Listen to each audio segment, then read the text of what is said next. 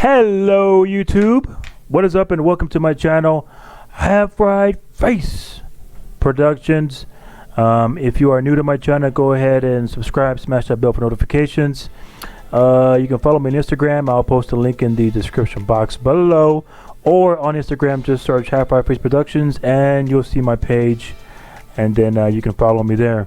So in this video I am going to I don't know if this is like a reaction to this video because I've already seen this quite a few times, but I found this video on YouTube. I was searching for something else, and it says the title of the video is Indoor AR Workout. AR meaning assault rifle, and there's this guy in a tactical vest, and he's doing some reloading drills, and he's making a whole lot of mistakes.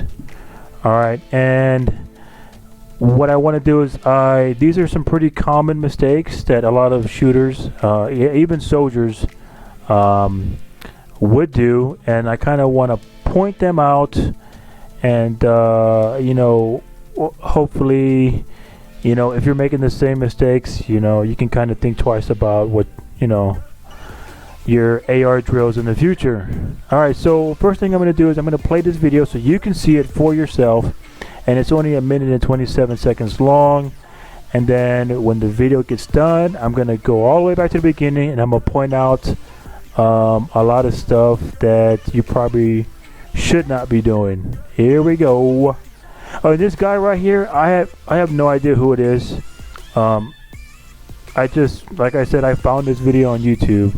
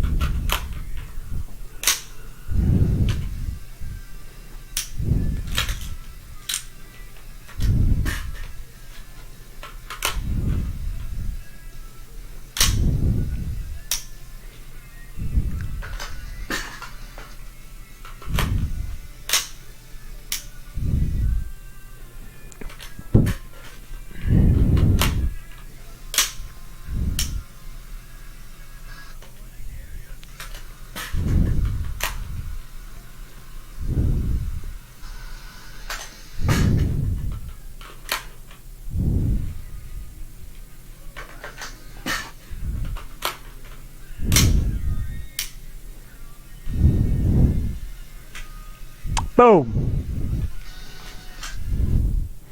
Alright, let's go back to the beginning. Okay, so there's quite a few things that I want to point out. If you're doing the same thing that he's doing, maybe you could rethink your AR, your indoor AR workout drills. So first off, what do I know about weapons training?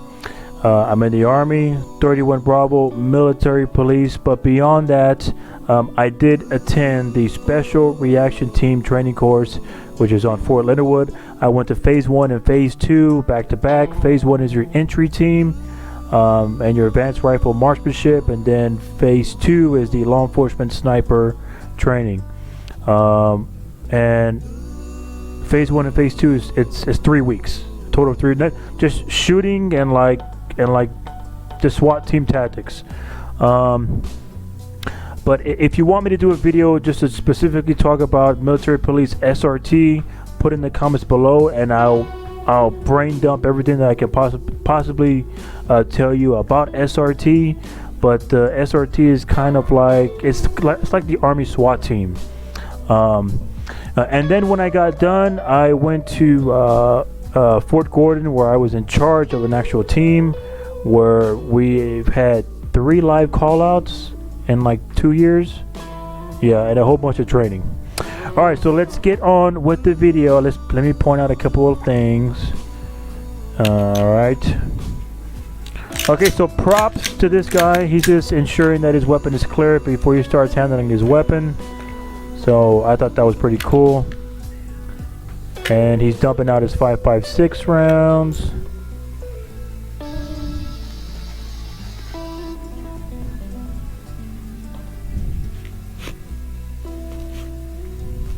Okay, hold on. Let me try and get a good... I want a good shot of his vest. Okay. The first thing I'm going to talk about is the vest, right? The kit. So, these are called retention straps or magazine retainer straps, right? They're like bungee cords. They secure the magazine into the pouch. What I've learned is these things, they just get in the way. They get in the way, and you have to add an extra step when you are pulling out a fresh magazine. And that extra step is pulling these tabs out so they can come undone. So an option would be, just go ahead and unhook all these tabs and take this string and just tuck them inside in the pouch itself.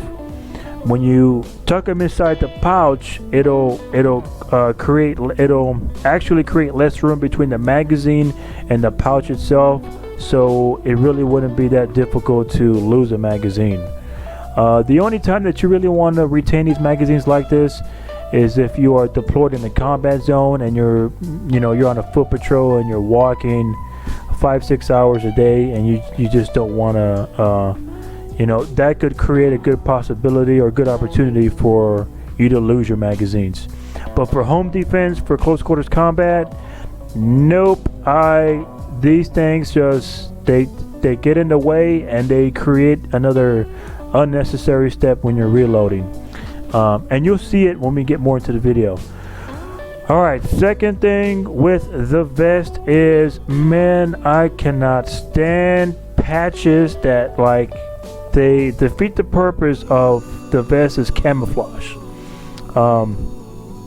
The only patches that you want to put on a tactical vest are your blood type, and of course, if you're law enforcement, you want to put police or sheriff or SWAT. You want to put that on there so you are recognized as law enforcement. But they kind of defeat the purpose of the vest itself, and they create a target reference. If you're far away, I can tell that this would stand out tremendously. Yeah, I would get rid of both these patches. And another thing is this, and I don't know what this is. If you know what it is, put in the comments below. But it's got one of these man,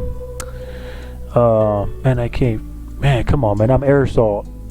Anyway, it's got one of these hook things, and then I don't know what this is. I was in the Boy Scouts, and that looks like a monkey's paw. A monkey's paw is something you tie at the end of the rope so you throw it over a tree limb. But I don't know as far as for shooting, I don't know what that is. And then these magazines they look like P-Mags. They're pretty good. I like them. Let's continue on.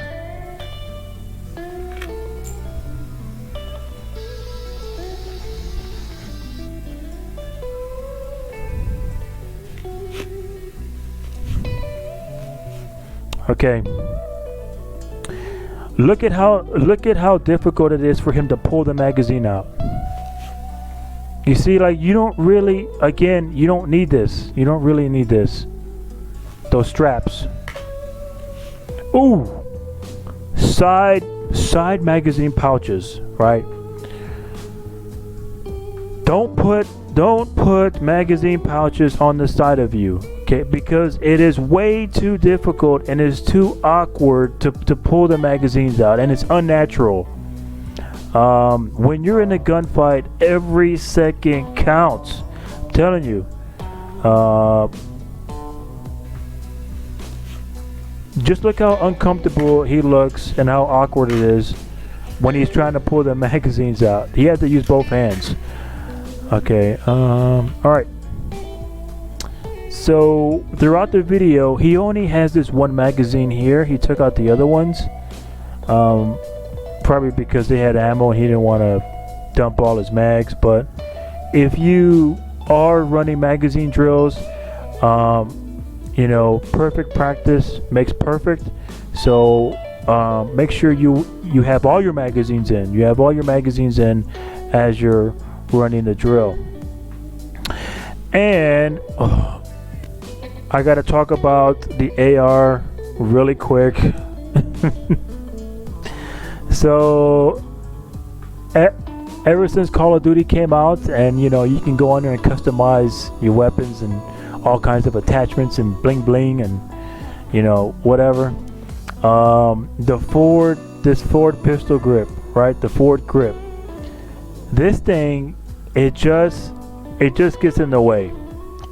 It gets in the way of your hand placement, because when you're holding your AR, you want to hold your AR in a pull stick method, which he's doing, or it's also called a C crank, right? You want to crank down on the you know, as far up as you possibly can on the barrel itself, right? And by doing that, you decrease mechanical sway and you increase your accuracy of firing your weapon system. But this thing right here, it just gets in the way. I'm telling you, and we're gonna see.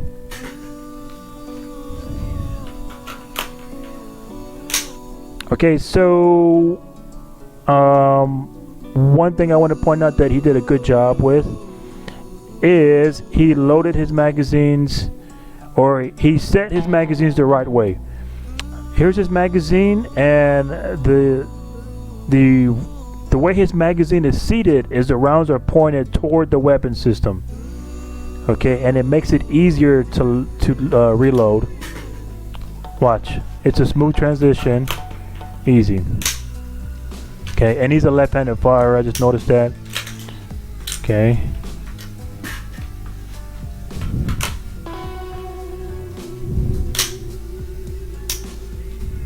All right, we talked about this. Let me say it again. This, oh man, this pistol grip. This thing just gets in the way. Okay, so this is kind of a C crank pull stick method for you know, grabbing that front sight post. But look at his hand placement. Watch this.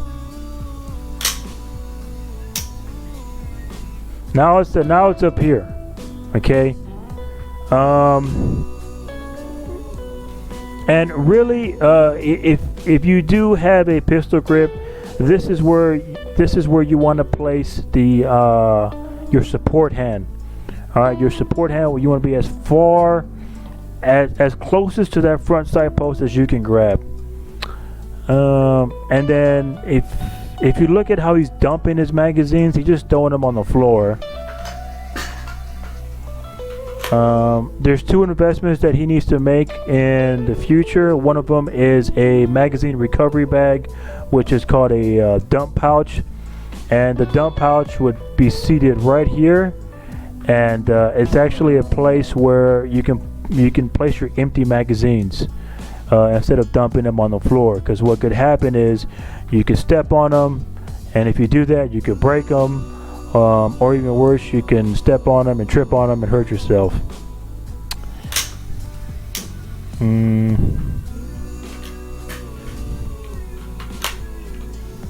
Okay.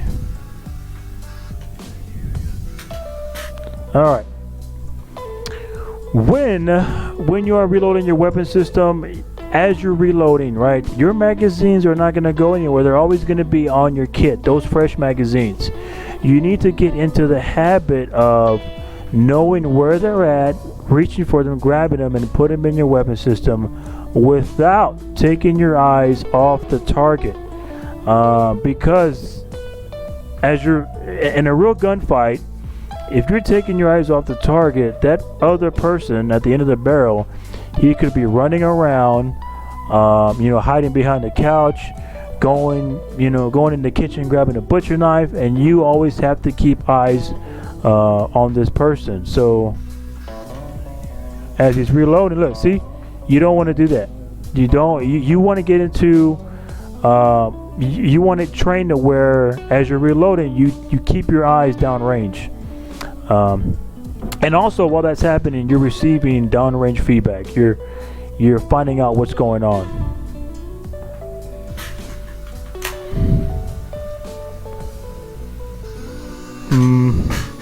And he's a left-handed firer. He's taking off his firing hand and he's pushing the bolt release.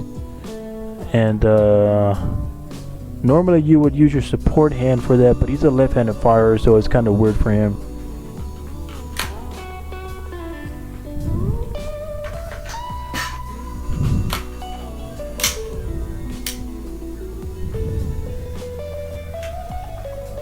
Okay, last thing I'm gonna hit, guys, and that's gonna be it for this video. So let's talk about his draw. Oh my god, fucking patches. I don't even know what this is. These patches, man. Anyway, this is the second investment that he's got to make, or you got to make as well if you don't have this, right? Your assault rifle, you got to have a sling. Either it's a 2-point, 1-point, 3-point. You got to have a sling, because there's going to be times where you're going to have to use your hands to do stuff, and you can't set your weapon down, you know, up against the wall. You gotta let it hang.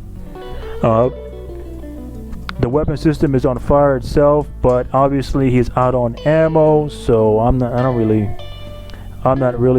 too much on that. And then so this is just me and my pistol training. When I went through advanced rifle marksmanship, I was trained to always fire with 2 hands on the pistol. You never fire one hand. One hand is like if you know it's in a situation where something is wrong with your other hand. You can't use it for some reason.